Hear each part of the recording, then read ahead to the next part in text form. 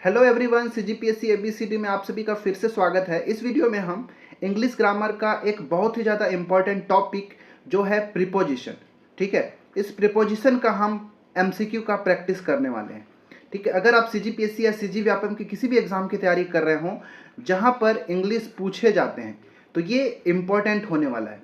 और यही सारे जो इम्पॉर्टेंट प्रीपोजिशंस हैं जहाँ से एग्ज़ाम में पूछे जाते हैं, जैसे in, on, into, of, since, for, beneath, under, among, round, around etcetera, बहुत सारे और भी है। मैंने यहाँ पे नाम नहीं लिखा है, लेकिन हम यहाँ पे प्रीपोजिशन के एमसीक्यू का प्रैक्टिस करने वाले हैं।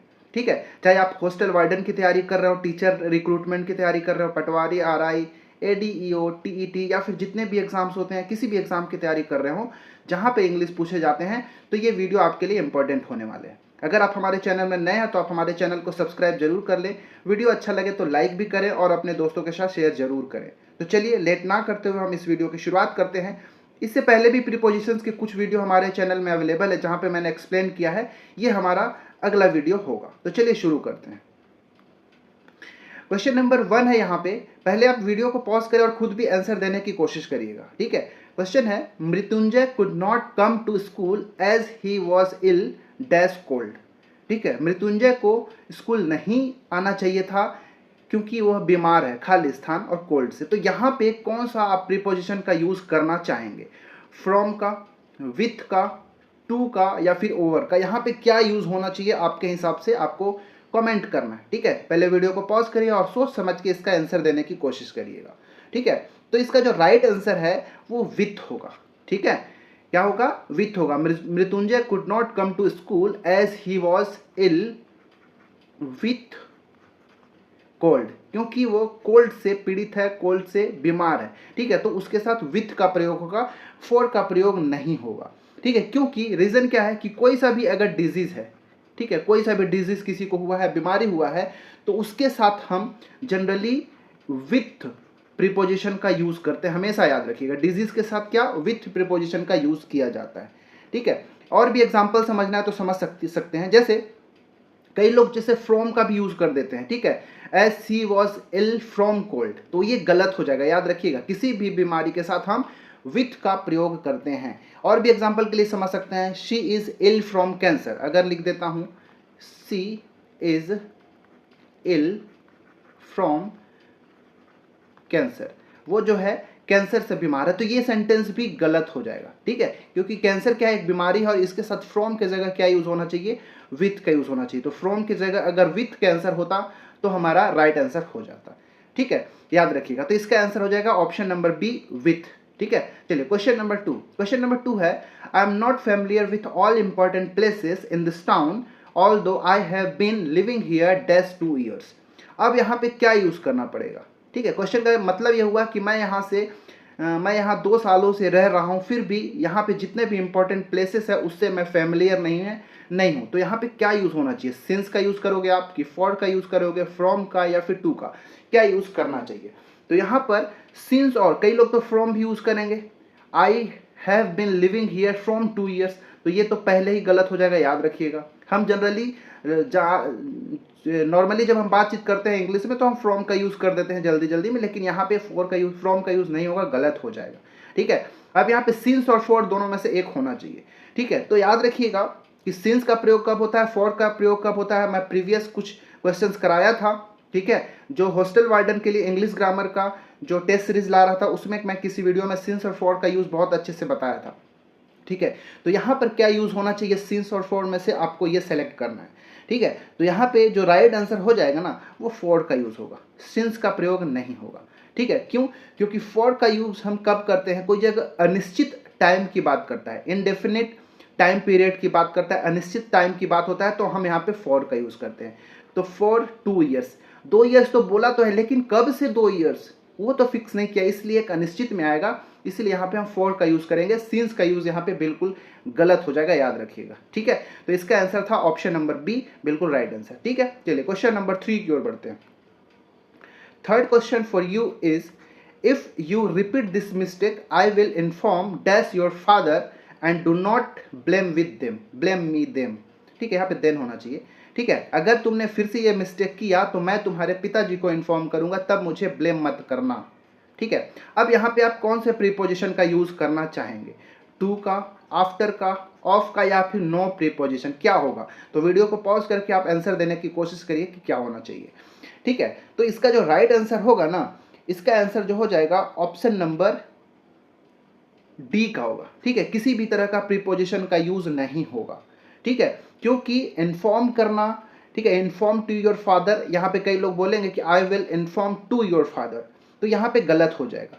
सिंपली यहाँ पे होगा आई विल इन्फॉर्म योर फादर, यहाँ पे कोई भी प्रीपोजिशन का यूज नहीं होगा।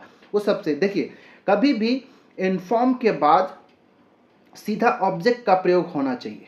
ठीक है, टू का प्रयोग यहाँ पे नहीं होगा। जब भी इन्फॉर्म यूज करते हैं कहीं पर भी, तो इन्फॉर्म के बाद डायरेक्ट किसी भी ऑब्जेक्ट का यूज किया जाना चाहिए। जैसे योर फादर का एक ऑब्जेक्ट है, तो इन्फॉर्म के बाद डायरेक्ट ऑब्जेक्ट का यूज होना चाहिए, टू का प्रयोग यहाँ पे नहीं होना चाहिए। इसीलिए यहाँ पे ऑप्शन नंबर डी बिल्कुल राइट आंसर होगा। There will be no use of any preposition, no is the right answer, no preposition, option number D. ठीक है, तो टू, आफ्टर, ऑफ, ये तीनों का प्रयोग नहीं होगा। ओके, चलिए क्वेश्चन नंबर 4 की ओर अब हम बढ़ते हैं। क्वेश्चन नंबर 4 है, Jaya was sitting dash her father and her mother. अब यहाँ पे आप क्या यूज करना चाहेंगे? जया जो है बैठी है her father and her mother के बीच में। अब कौन सा इसका ऑप्शन होगा? एमंग होगा, एमंगस्ट होगा, एमिड होगा, या फिर बिटवीन का? कौन से का यूज करेंगे यहाँ पे? आपको सही क्या लग रहा है, वीडियो को पॉज करें और आंसर देने की कोशिश करें।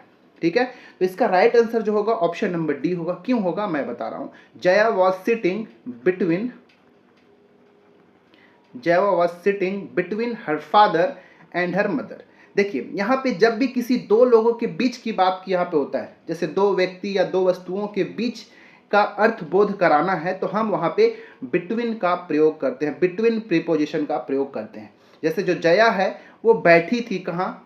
अपने फादर और मदर के बीच में बैठी थी, तो दो लोग के बीच में, फादर और मदर, इन दोनों के बीच में बैठी थी, इसलिए यहाँ पे हम बिटवीन का प्रयोग कर रहे हैं। ठीक है, तो बिटवीन के बाद ऐसे भी आप पहचान सकते हैं कि अगर बिटवीन के बाद दो प्रोनाउन का, यहाँ पे दो नाउन या प्रोनाउन का यूज हुआ है, अगर और दोनों जो हैं एंड के साथ जुड़े हुए हैं, तो आप समझ लीजिएगा कि इससे पहले हम बिटवीन का ही प्रयोग करेंगे, क्योंकि बिटवीन ही दो नाउन या प्रोनाउन के बीच में बताने के लिए हम प्रयोग करते हैं। तो ठीक है, तो याद रखिएगा, तो बिटवीन का प्रयोग हम जब भी करते हैं तो दो नाउन या प्रोनाउन के बीच में का अर्थ का बोध कराने के लिए करते हैं। और याद रखिएगा, ये दोनों नाउन और प्रोनाउन जो होते हैं बिटवीन के बाद वाले, वो ऑब्जेक्टिव केस में होते हैं। ठीक है, ऑब्जेक्टिव केस में होना चाहिए।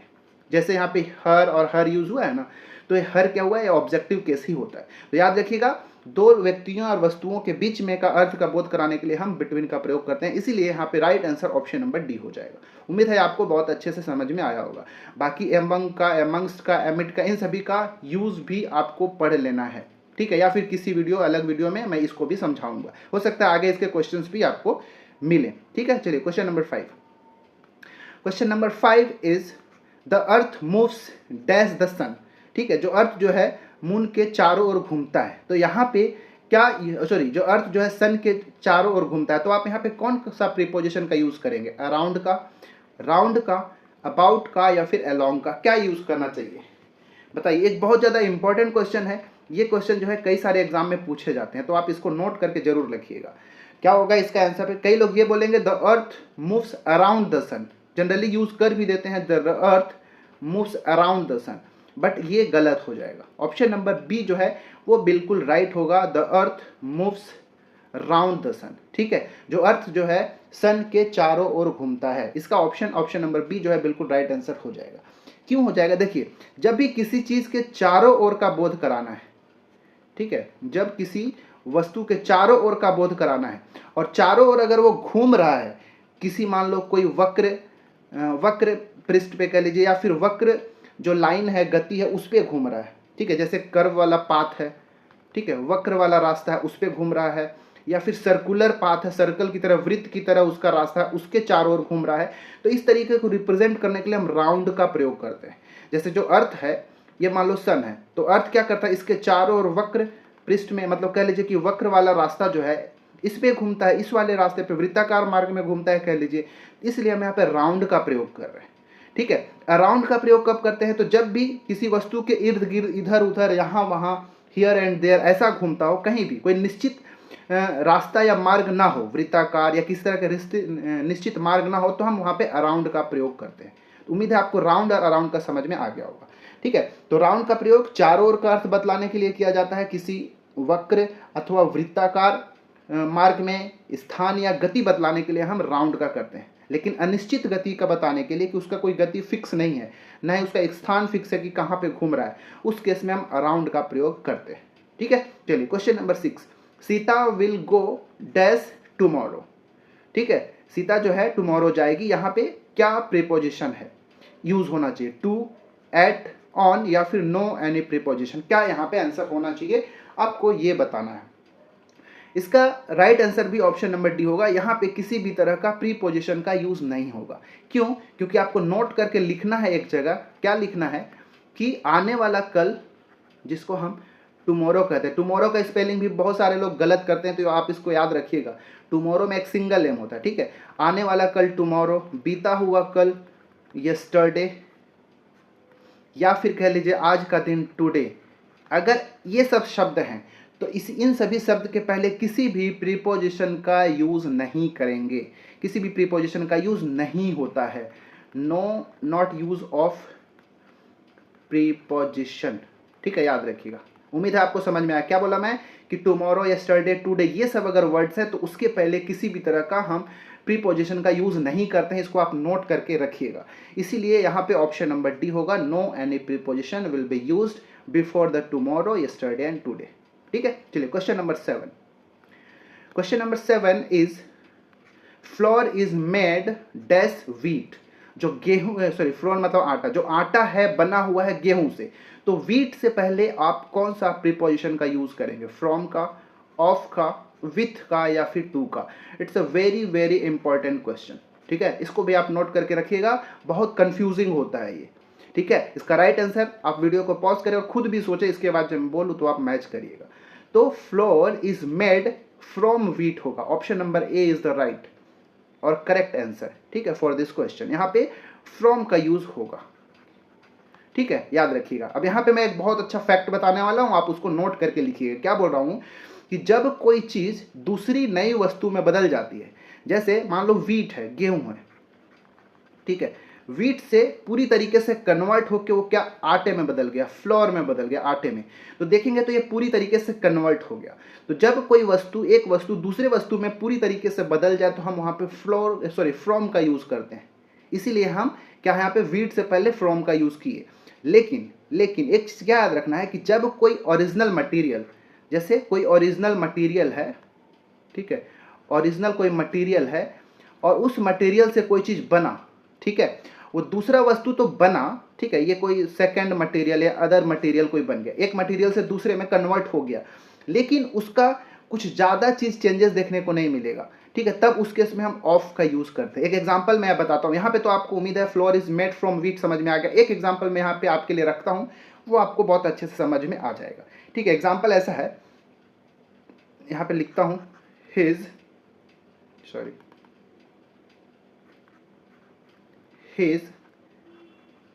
suit is made of silk. उसका जो सूट है वो किससे बना हुआ है, सिल्क से बना हुआ है। तो सिल्क से हमने सूट में कन्वर्ट कर दिया। ठीक है, सिल्क एक कपड़ा है और सूट भी क्या है, एक कपड़ा है। ठीक है ना, तो ये कपड़ा तो वही है, कोई कपड़ा में तो बदलाव नहीं हो गया, सेम कपड़ा कोई सूट में कन्वर्ट हुआ। तो यहाँ पे एक वस्तु जो है दूसरे वस्तु में बदला, लेकिन पूरी तरीके से नहीं बदला, शेप, साइज, आकार सब में चेंज नहीं हुआ, वही चीज़ है। ठीक है ना, तो यहाँ पे हम ऑफ का, मेड ऑफ का यूज़ किए हैं। तो ये चीज़ आपको याद रखना है। ठीक है, इसलिए यहाँ पे फ्रॉम का यूज़ हुआ, यहाँ पे मेड ऑफ का यूज़ हुआ, यहाँ पे मेड फ्रॉम का यूज़ हुआ। तो ये इसको आप ये दोनों एग्जाम्पल को बहुत अच्छे से एक जगह लिख के रखिए, क्या पता एग्जाम में आपको एज इट इज़ देखने को मिल जाए। तो ये वेरी वेरी इंपॉर्टेंट क्वेश्चन है और प्रीपोजिशन है मेड ऑफ और मेड फ्रॉम। ओके, चलिए क्वेश्चन नंबर 9। क्वेश्चन नंबर 9 है, the dog was sitting dash the table.